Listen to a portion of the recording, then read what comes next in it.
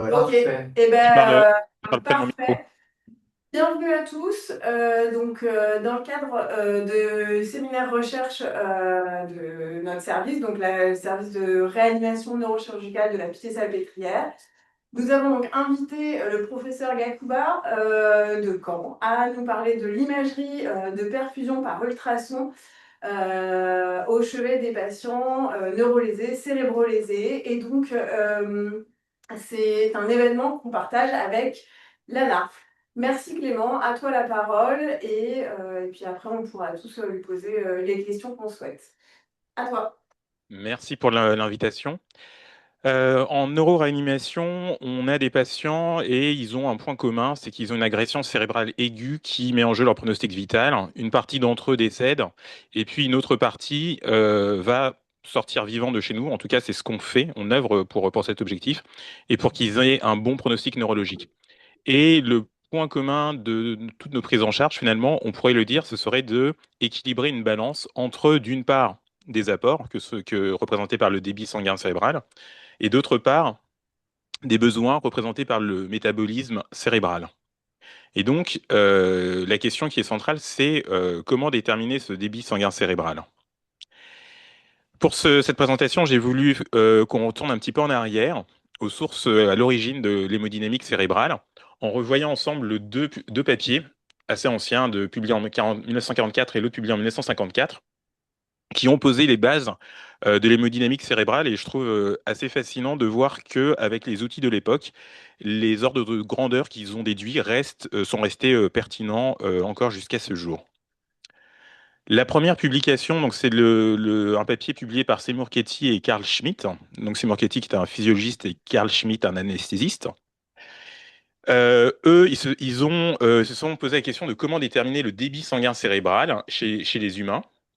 Alors, on savait déjà à cette époque-là, depuis plus de 50 ans, que le débit sanguin cérébral pouvait varier en fonction de l'activité cérébrale, mais on ne savait pas le mesurer exactement. D'autre part, le principe de Fick était connu. Donc, le principe de Fick, vous savez, il y a une relation entre la quantité d'un traceur qui est capté par un compartiment et le débit de sang qui arrive dans ce compartiment et le débit de sang veineux qui repart. Lorsqu'on connaît les concentrations, on peut déduire le débit qui approvisionne cet organe. Donc ça, c'est la relation de Fick. Et ils ont appliqué ce principe au cerveau en utilisant comme traceur du N2O, qui est particulièrement intéressant parce que il est très diffusible, ce qui permettait d'imaginer que ce traceur se répandait dans un compartiment homogène. Et il était facilement mesurable dans le sang. Et donc, les patients avaient des prises de sang artérielles et un cathéter qui permettait de recueillir du sang en veineux jugulaire. Et ainsi, ils pouvaient obtenir donc la concentration en N2O, en artériel et en veineux. Ici, vous avez une relation mathématique qui vous repose le principe que je viens de vous dire, la relation de la concentration en artériel et la concentration en veineux et le débit qui approvisionne un organe, en l'occurrence le cerveau. Et en faisant une transformation mathématique, ici il faut intervenir une intégrale, on se retrouve avec le fait que si on a sur différents points la concentration en N2O au niveau veineux, différents points au niveau artériel, on a deux courbes et le débit va pouvoir nous être donné par la surface entre ces deux courbes. Et donc, c'est ce qu'ils ont fait. Donc ici, c'est la courbe que je viens de vous présenter. Là, ce sont les minutes d'inhalation. Donc on part d'un niveau zéro, il n'y a pas de N2O au départ dans le sang.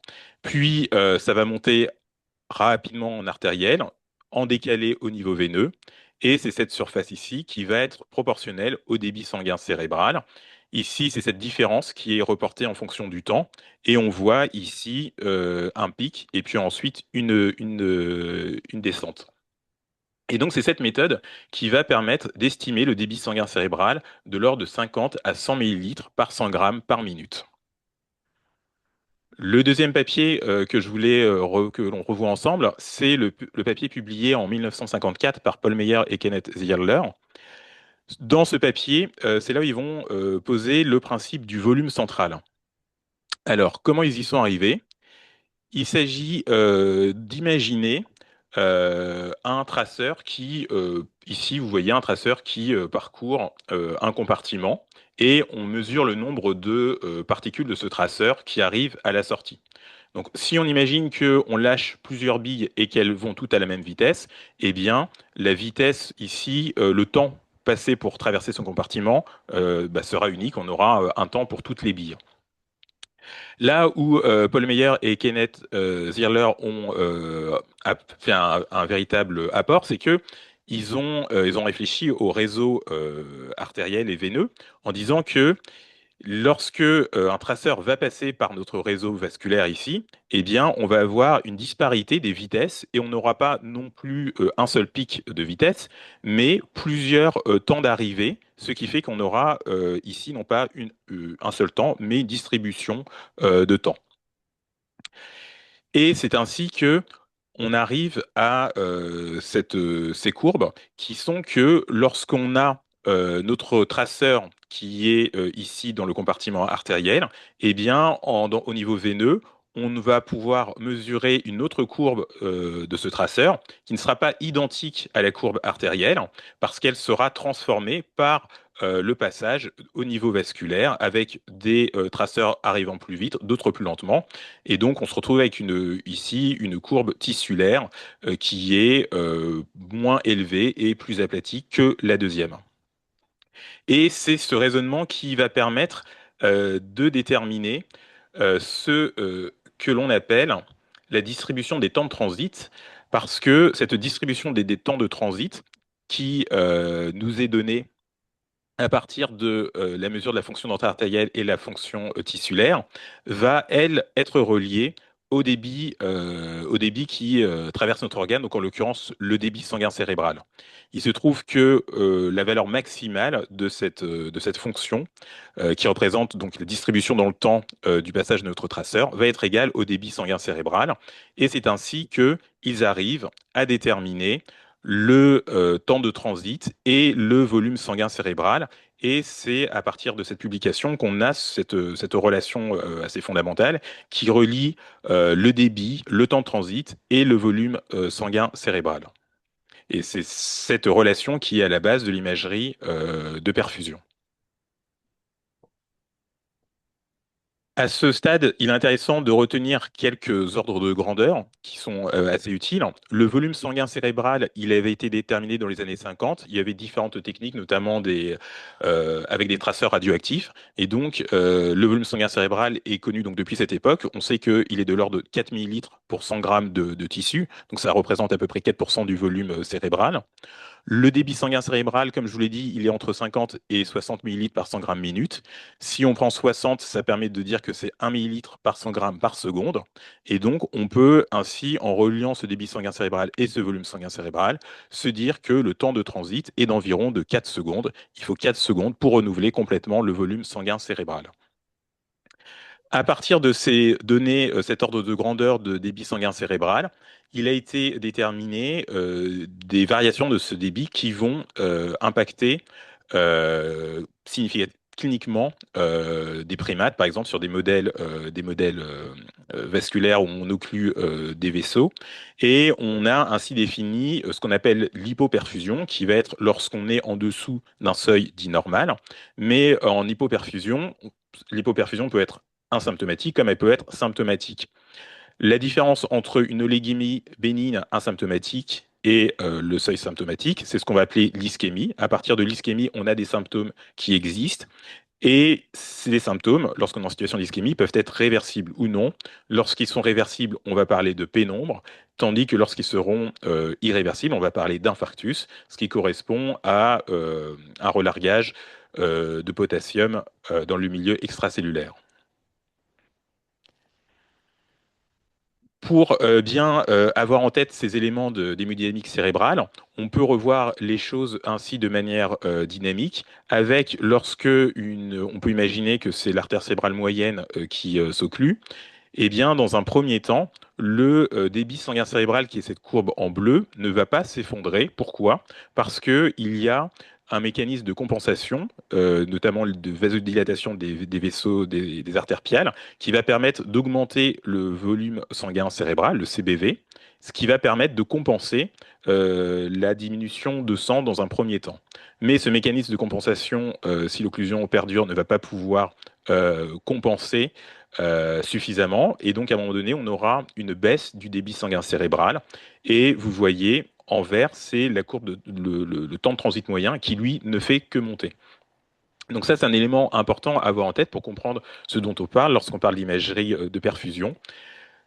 Dès le départ, on a un allongement du temps de transit.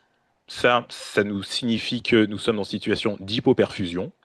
Ensuite, tant que l'augmentation du CBV permet de maintenir un CBF, nous sommes dans une phase asymptomatique. Puis ensuite, nous basculons dans de l'ischémie, une phase symptomatique. Et enfin, quand le CBV est complètement effondré, nous sommes dans de l'infarctus cérébral. Donc, comme je vous disais, il y a des données expérimentales qui ont conforté ce modèle. Une bonne partie, d'ailleurs, de manière intéressante, a été réalisée à Caen dans les années 80 avec d'autres méthodes. Et l'imagerie de perfusion, il y a différentes traceurs hein, qui peuvent servir à faire de l'imagerie de perfusion. Ici, c'est un modèle chez la souris où nous injections du gadolinium et donc on fait différentes séquences. On voit le gadolinium passer. Donc là, on a une courbe qui ne monte pas vers le haut mais qui descend vers le bas lorsque le produit de contraste passe, le gadolinium passe. Et à partir de cet effet de premier passage, on peut déduire différents paramètres d'hémodynamique cérébrale. Les premières applications de ces imageries de perfusion, logiquement, ont été dans le domaine de l'AVC. Donc, vous savez tous que, il a été possible d'élargir la fenêtre de thrombolyse grâce à l'imagerie de perfusion. Et donc, dans le contexte des AVC ischémiques, la place de l'imagerie de perfusion est assez bien définie. Et la question qui se pose, c'est pour nous, nos patients qu'on a en neuroréanimation, on a deux populations très importantes que sont les hémorragies sous-arachnoïdiennes et les patients avec traumatisme crânien. Alors, qu'est-ce qu'on a chez les patients avec hémorragie sous-arachnoïdienne? Ce que l'on sait, c'est que l'imagerie de perfusion va pouvoir nous montrer des anomalies qui nous intéressent. Donc ici, dans cette publication, il montrait différents exemples de patients avec hémorragie sous-arachnoïdienne. On voit que, par exemple, en présence de spasmes, donc ici, vous avez un patient qui avait une hémorragie sous-arachnoïdienne. Ici, c'était l'imagerie initiale d'origine anévrismale. Quelques jours plus tard, il présente ici, vous voyez un tracé filiforme des artères au niveau hémisphérique droit, qui signe un vasospasme, avec en regard en imagerie de perfusion, ici, des cinématiques de temps qui s'allongent. Effectivement, grâce au scanner de perfusion, on peut retrouver des anomalies de perfusion associées au vasospasme. Là où on n'est pas aussi confortable qu'avec l'hémorragie, qu'avec l'AVC ischémique, c'est que il y a moins d'études et puis il y a un problème de seuillage pour définir quels sont les seuils qui sont pertinents pour cette population. Dans la dernière version des recommandations nord-américaines de 2023, le scanner de perfusion apparaît comme pouvant aider pour stratifier les patients, mais il n'a pas non plus une place complètement décisive. Pour ce qui est du traumatisme crânien, le scanner de perfusion n'apparaît dans aucune recommandation. Néanmoins, il y a quand même donc des travaux qui se sont intéressés à sa réalisation chez des patients avec traumatisme crânien. Ici, on a un travail fait par l'équipe de Max Wintermark, qui est un des principaux auteurs sur le scanner de perfusion. Et il montre des choses intéressantes. Ici, vous avez un patient avec un traumatisme crânien, ici, vous voyez un saignement. En regard, il a des anomalies de perfusion. Le saignement est évacué et on a une normalisation des paramètres en perfusion. Ici, deuxième cas de figure, on a un patient, ici vous avez son scanner initial. On voit que à ce moment-là, sur la première imagerie de perfusion, on avait une anomalie ici des paramètres observés qui vont correspondre sur le scanner de contraste réalisé à 24 heures à l'apparition d'une nouvelle lésion. Donc un aspect qui sensibilise les images que l'on voit sur un scanner non injecté et qui peut annoncer l'apparition de nouvelles lésions. Et puis, chez un patient en hypertension intracrânienne comme ici, on a tous les paramètres qui montrent qu'il y a une hypoperfusion cérébrale. À droite, ici, je vous ai représenté une cohorte de traumatisés crâniens qui ont eu un scanner de perfusion dans les premières 24 heures. L'effectif est assez modeste, hein, c'est 50 patients qui ont un scanner de perfusion dans les premières 48 heures.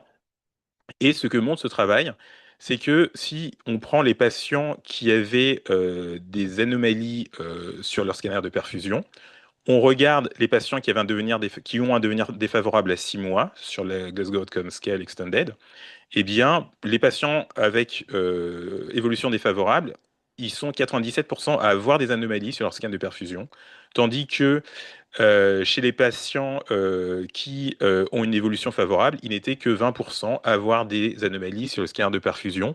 Donc peut-être une place pour l'imagerie de perfusion pour sensibiliser les images initiales ou bien essayer d'avoir des éléments pronostiques précoces.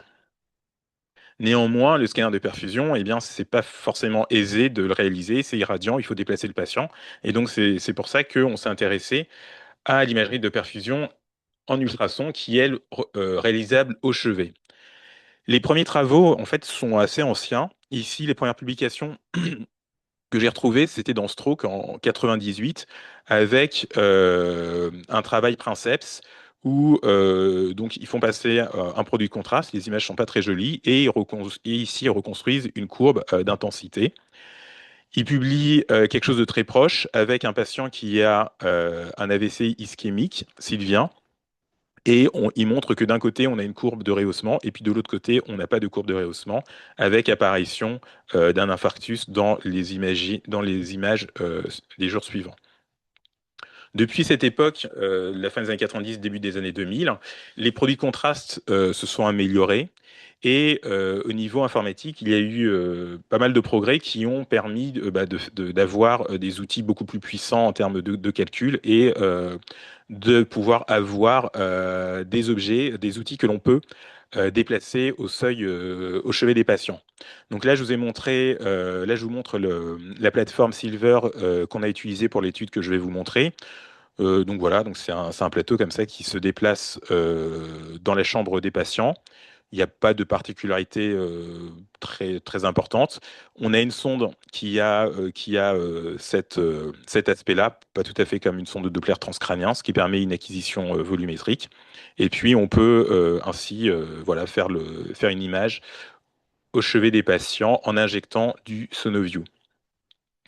Le premier travail qu'on a fait, c'est une cohorte de patients avec hémorragie sous-arachnoïdienne en 2024. On avait à la fin 13 patients, on a 11 patients qui ont été analysés. On avait placé des imageries à la phase précoce dans les premières 72 heures.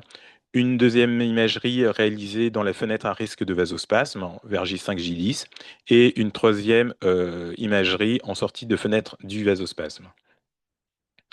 Donc, lorsqu'on injecte le produit de contraste, on a fait des acquisitions initialement qui étaient assez longues, de 2 à 3 minutes, mais en fait, en pratique, 1 minute suffit. On va voir les vaisseaux ici, vous voyez, se rehausser, et il y a une courbe d'intensité qui est construite. Pour ce travail, on a fait une analyse qualitative en définissant un aspect qu'on va dire normal, avec une montée et puis une descente. Et les aspects anormaux étaient plutôt des aspects en double bosse ou bien des courbes franchement aplaties. On a mis un cut-off à 10% de rehaussement par rapport à la ligne de base. Si ça n'atteignait pas ce niveau, on considérait qu'il n'y avait pas de tracé analysable au-delà du bruit. Alors, ce qu'on a montré, alors c'est un travail Princeps, donc les résultats sont très modestes à ce stade. On a montré qu'on pouvait faire en mode ici, on pouvait faire une sorte d'angiographie ultrasonore des vaisseaux en mode énergie. Et ce mode énergie, en fait, ça nous permet de nous positionner pour définir des zones d'intérêt. Et en définissant des zones d'intérêt, on a pu montrer que, par exemple, il y avait certains patients qui avaient des hétérogénéités de perfusion. Donc ici, la ligne du haut, on a un patient qui était cliniquement asymptomatique. Vous voyez, on a une belle montée de courbe et qui redescend sur deux régions différentes. Tandis que pour ce patient, on a une zone qui paraît se rehausser et redescendre normalement, tandis qu'on a une zone un peu plus profonde ici où on a un aspect qui paraît pathologique. Donc, des exemples de patients. Ici, un patient avec une évolution favorable, avec aux trois moments clés des courbes qui étaient tout à fait normales. Et ici, ce patient avec une évolution défavorable qui va montrer des courbes anormales et jusqu'au dernier tracé où là, on n'avait plus de tracé. Ce cas également que l'on trouve assez illustratif, il s'agit d'un patient qui était Glasgow 14 initialement, un Fisher A4, un anévrisme qui a été coilé, donc là vous avez son imagerie initiale. On a réalisé l'imagerie à J3. À ce moment-là, le patient était asymptomatique et on a ici, du côté gauche, une courbe qu'on a considérée comme anormale, alors qu'à ce moment-là, le patient est asymptomatique. Le lendemain, le patient présente une hémiplégie droite sans signe sur le Doppler transcrânien. On lui fait réaliser une imagerie, un scanner classique, puis scanner avec perfusion et angioscanner. Le scanner de perfusion est normal et il y a un spasme un spasme à droite. Ce patient va bénéficier d'un traitement ensuite endovasculaire, mais il va rester déficitaire et son état va s'aggraver. Donc, ce qui est intéressant, c'est que la deuxième imagerie ici de perfusion est restée normale et finalement, on a un scanner de perfusion à J9 qui a montré ici un défect du côté gauche. De manière intéressante, qui collait avec la clinique et qui collait avec les premières observations que nous, on avait retrouvées sur notre imagerie.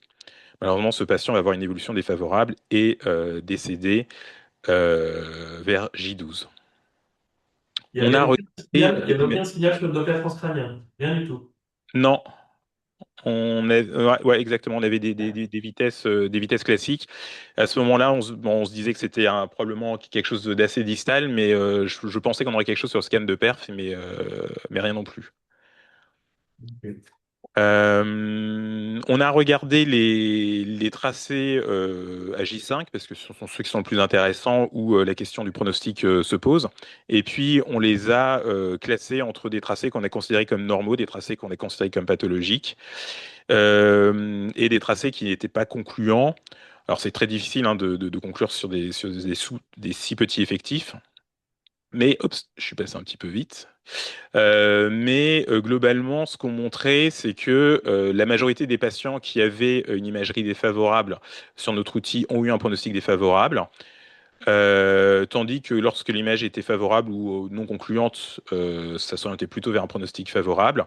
Et si on compare avec les imageries qui sont faites, enfin les données que l'on a au même moment, que ce soit le Doppler transcrânien ou bien alors, le scanner de perfusion, c'est un sous-groupe de patients parce qu'en fait, on n'a pas modifié nos pratiques, c'est-à-dire qu'on a fait des scans de perf que s'il y avait des points d'appel. En tout cas, le Doppler transcrânien ou un tout petit effectif de scanner de perfusion ne parvenait pas à discriminer les patients qui allaient avoir une évolution favorable de ceux qui allaient avoir une évolution défavorable. Je rappelle encore, ce sont des tout petits effectifs, donc on ne peut pas conclure grand-chose là-dessus. Donc pour conclure, ce travail a montré qu'on pouvait, avec l'outil qui nous était proposé, de faire de cette imagerie de perfusion au lit des patients. Je précise que pour l'étude pilote que l'on a faite, on n'avait pas les résultats en temps réel, donc on a vraiment, enfin, on a managé les patients en aveugle de ces données.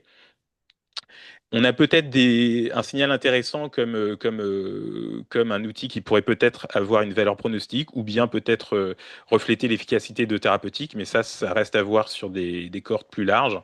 Et puis la suite, c'est de développer des biomarqueurs, puisque l'outil s'améliore et donc dans les prochaines versions, on pourrait avoir du temps de transit ou voire même calculer des index de pulsatilité tout le long des vaisseaux. Voilà, je vous remercie. Je remercie l'équipe à Caen et l'équipe à Paris.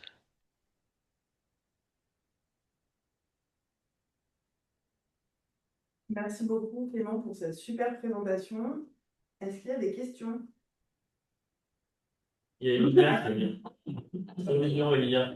Le cas clinique, en fait, il est particulier parce que on pourrait imaginer que ce soit une atteinte très distale que tu détectes avec ton appareil qu'on ne voit pas avec le Doppler transcrânien, mais on finit avec une séquelle qui ressemble à une séquelle d'un axe proximal, avec une belle tarte bien dessinée sur le scanner. Donc, si tu avais eu une atteinte plus patchy, on pourrait imaginer que ce soit une maladie des petits vaisseaux et qui toucherait plusieurs territoires. C'est pour ça qu'on a du mal à comprendre. Et entre-temps, sur les Doppler post événement aigu, là, celui de J4, ils ne sont pas modifiés du tout. Tu n'as rien eu sur ta sylvienne, sur une griffure.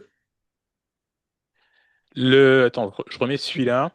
Euh, Celui-là, voilà, euh, celui-là, il m'interpelle parce qu'en fait, on a du mal à imaginer qu'on puisse détecter avec cet appareil, enfin, qu'on puisse aboutir à une lésion qui ressemble plus à un gros axe, tandis que tu ne le retrouves pas sur d'autres outils de détection habituels.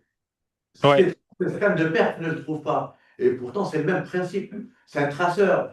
Donc, quand on a un traceur avec du SoloView, un traceur avec de l'iode, on devrait avoir, parce que l'imagerie, hein, ça traverse ces vaisseaux. Donc, c'est assez troublant qu'on ne trouve pas la même anomalie dans deux examens qui sont basés sur le même principe. Comment vous l'avez expliqué? Il n'y a pas eu d'embol, il n'y a pas eu d'autres pathologies qui soient rajoutées, il n'y a pas eu de trouble du rythme.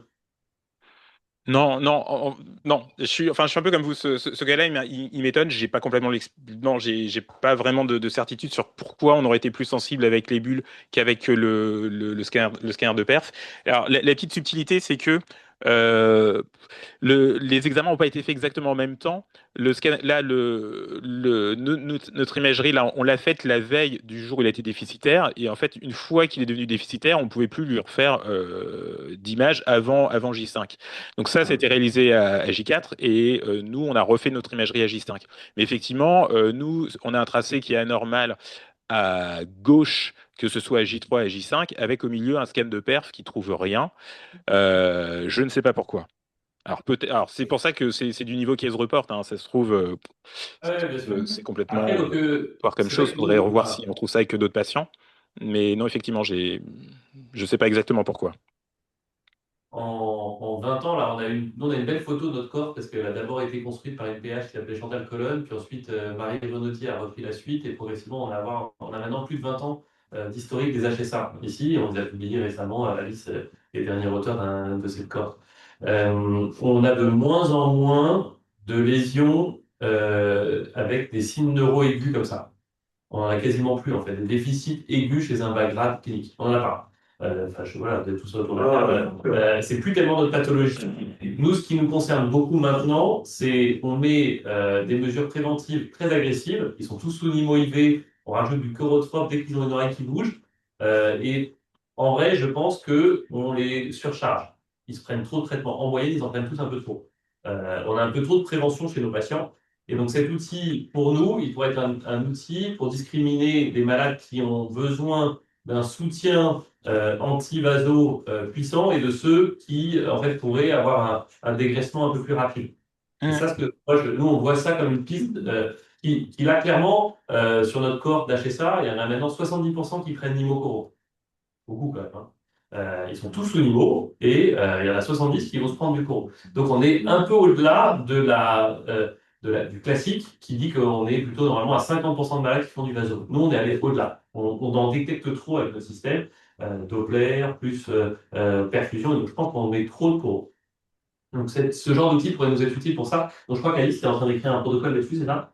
Oui, tout à fait. On est en train de faire un travail justement avec la même équipe que toi, on a fait bon.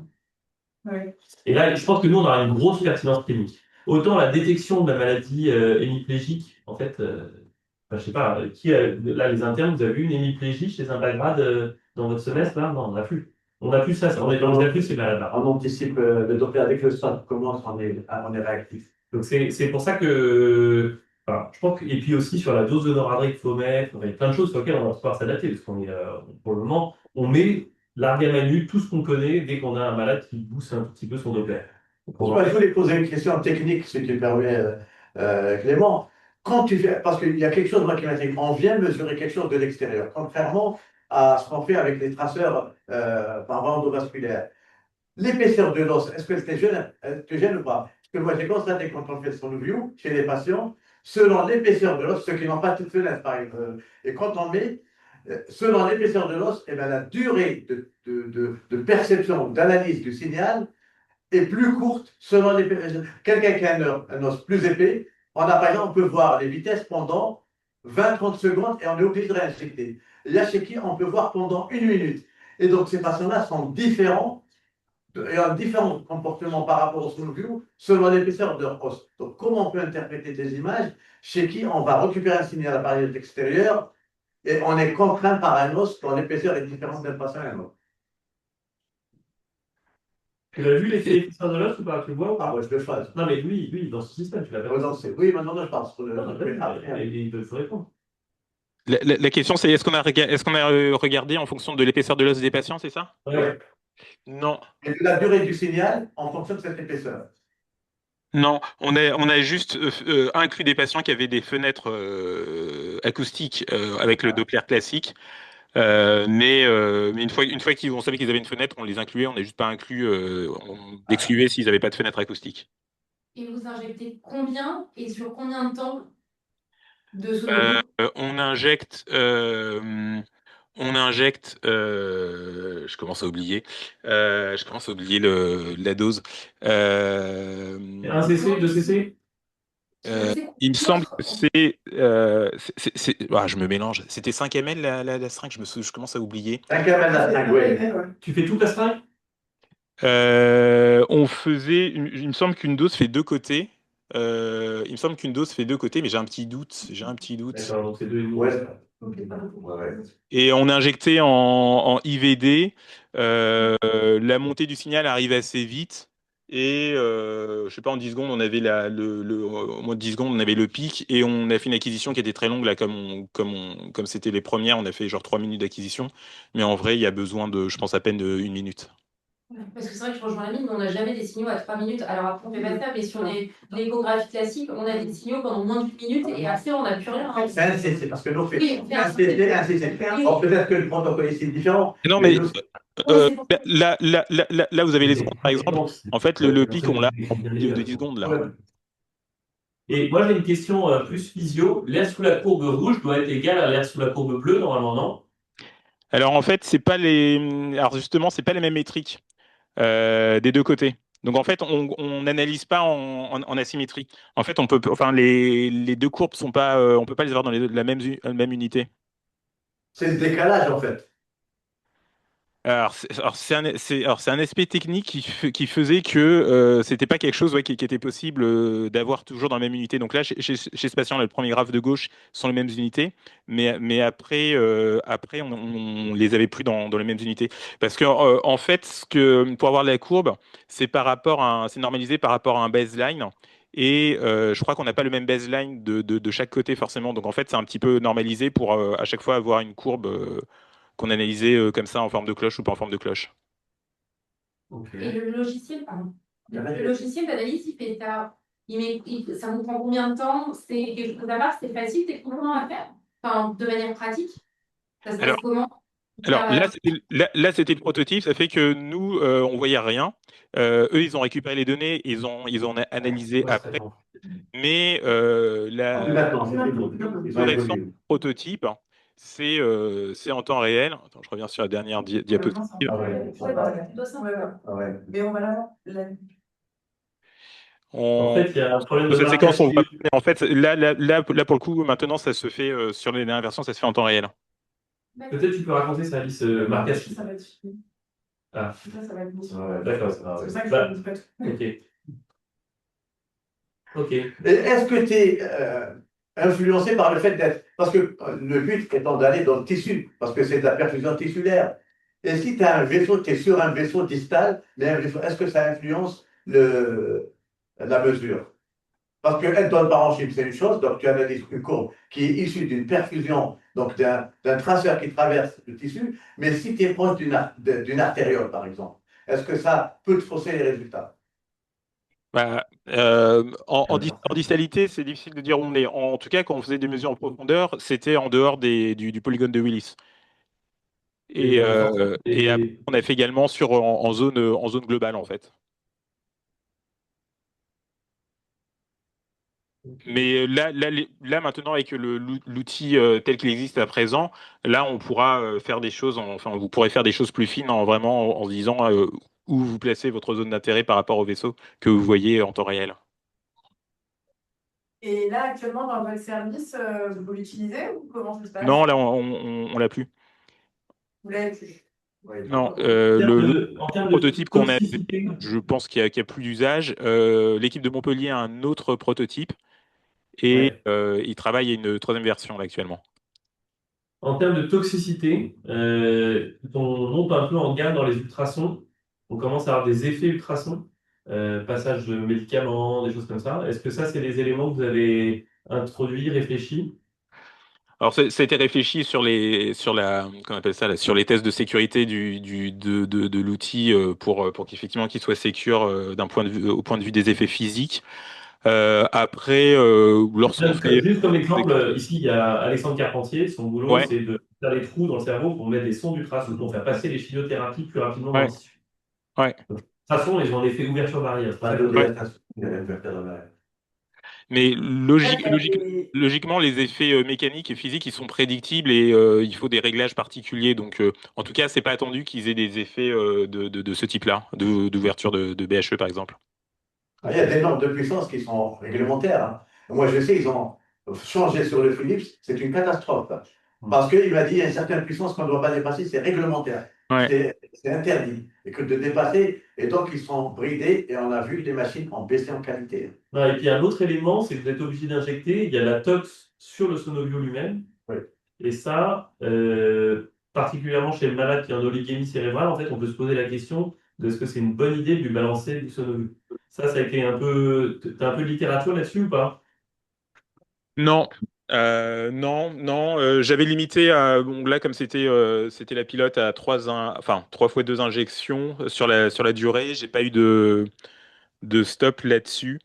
Mais effectivement, l'idée ce serait après si c'était quelque chose qu'on avait en usage courant de le faire davantage. Mais non, j'avais pas de signaux, j'ai pas retrouvé de choses spécifiques là-dessus en mode faudra en faire moins que ça. C'est interdit chez les coronaires, hein. Parce que ça peut précipiter des coronaires serrés, ça peut précipiter un infarctus, hein. Parce que c'est des bulles et des microbules et qui peuvent entraîner une sorte d'agrégation, parce qu'ils doivent passer, mais s'ils bloquent, c'est parce que tu envoies en masse, s'ils bloquent, ils peuvent induire, et ils disent qu'il faut être prudent Ouais, chez il y les a pas patients. mais si je peux pas monitorer. Pas plus fort. D'autres utilisations extracrâniennes, ils mettent basidosa, ils en mettent beaucoup plus. Beaucoup plus. Ouais, ouais, ouais. En endoscopie digestive, ils en mettent vraiment beaucoup plus que nous. Moi, ça m'avait étonné au C'est pour début. ça que pour moi, c'est pas un problème. Non, Et même si on doit aller monitorer régulièrement avec cette là ligne, pour moi, c'est pas un problème. Mais Oui, nous, on fait très peu parce que ça fait lu. Mais là, je sais pas, parce qu'il ne se passe Non, mais- pas quasiment quand Ah, mais c'est- Comme on peut imaginer qu'on va le faire à des cerveaux qui sont déjà ultra vulnérables sur le plan hémodynamique cérébral, ouais, ils ont une vulnérabilité d'apport d'oxygène. Si tu leur rajoutes un stress, soit intravasculaire, parce que ça crée un peu d'inflammation par la bulle elle-même, soit tu te dis, bah, en fait, la bulle va empêcher l'apport d'oxygène. En fait, tu peux imaginer que physiologiquement, à un moment, quelqu'un dit, oula, c'est quoi cette affaire? Faut pas s'amuser à La bulle, il faut savoir que la bulle, elle est plus fine qu'un capillaire. Ouais, Parce qu'elle n'est pas traversée. ah, si, elle passerait pas. Sinon, ça va. Donc, mais c'est vrai que quand il y a une grosse concentration, mais quand il y a une petite concentration, Oui, oui, mais si tu as un gros volume, ah ben ça devient significatif. Mais si tu mets un petit volume, c'est ça, le risque est très C'est-à-dire, est-ce que plein de mini-bulles, est-ce que 1000 bulles, c'est pareil une bulle de 1000 fois la taille du Ah, c'est parce que je voulais dire. Est-ce que tu peux mentir 1000 fois Ouais. avec 1000 bulles? Bon, en tout cas, merci C'est beaucoup. très intéressant. Merci beaucoup, Clément, Ouais. pour le rappel. C'était très bien. est-ce que Hugues, tu as des questions? Moi, j'ai juste une petite question. Tu nous parles beaucoup de l'outil comme des paramètres de perfusion et des paramètres de temps. Est-ce que ça a été utilisé dans des idées de faire rechercher un mismatch? Parce qu'avec de l'ultrafast, on peut faire de la volumétrie. Avec votre outil, on peut faire du temps et peut-être rechercher un mismatch du cérébralisé. C'est pas inintéressant. Tu feras un mismatch comment tu me dis? Ouais. De mémoire, avec de l'ultrafast écho classique, tu peux faire de la volumétrie sanguine sans produit de contraste. Et après injection de produit de contraste, je sais qu'il travaille, j'ai une collègue qui travaille là-dessus. Oui. Ouais. Et tu couples des paramètres de perfusion. Donc, tu peux faire un mismatch, tu vois, une genre de volumétrie sanguine plus mismatch en paramètres de temps pour rechercher, tu vois, grossièrement une zone de pénombre, des choses comme ça, comme on fait un peu sur des scans de perf, quoi. Est-ce que plutôt que regarder vraiment statique sur un paramètre de temps pour rechercher, tu vois, on serait plus dans la typologie de l'AVC, mais ce ne serait pas forcément non plus inintéressant sur l'ischémie cérébrale retardée de lâcher ça. Pour l'instant, non. Mais là, comme je vous disais, là, on était vraiment avec un prototype à l'aveugle, on voyait pas grand-chose, etc. Mais après, oui, il y a pas mal de portes qui sont ouvertes, qui vont pouvoir être ouvertes par la suite. Mais j'ai l'impression que tout reste à faire et tout sera à faire. C'est un précurseur alors, Clément, chez l'humain. Comment? C'est toi qui as fait chez l'humain ou il y a eu avant toi? C'est moi qui ai testé quoi? Cet Chez outil? l'humain, parce que les études qui ont été faites avant, c'était chez le rat, chez le. Ah, C'était il y avait non, longtemps. alors, il y a une équipe, il y a un papier qui avait été publié dans la HSA enfin, chez des patients qui n'étaient pas des patients de réa, donc pour montrer qu'on pouvait voir un anévrisme, mais ça, c'était une autre méthodo, et un papier qui ressemblait un peu plus à ce que nous, on a fait, qui essayait de voir des anomalies de passage de produits de contraste, mais avec de la 2D. Ce qui fait que la 2D, c'est moins pertinent dans le sens où il faut prendre un plan et un seul et pas se planter. Et ça veut pas, enfin, on est quand même limité dans ce qui est de l'analyse. En revanche, en 3D, pour l'instant, ça n'avait pas encore été fait. Super. Dernière question qui me vient à l'esprit. Est-ce que le PFO peut fausser les mesures? La présence d'un foramen ovale. Ah, excuse-moi, j'ai mal entendu. La présence d'un foramen ovale, est-ce qu'elle peut fausser les mesures? Question un peu tordue. Euh, Sur du qualitatif, là, comme nous on fait, avec la courbe monte et ça redescend, je sais pas, et encore peut-être que si, parce que peut-être on aurait un deuxième passage. Je pense qu'effectivement ça pourrait perturber les métriques qui seraient à rechercher. Donc ouais, tout à fait. On n'a pas eu, on n'a pas vu quoi. Non, mais après j'ai pas cherché les foramen ovales chez les patients. Merci. Merci. Merci beaucoup, Clément. Et Merci à vous pour la l'invitation. discussion sera enregistrée et mise en ligne sur la chaîne YouTube de l'ANA. Merci Hugues, pour ta présence. Merci. À bientôt. À bientôt. Et à bientôt, au revoir.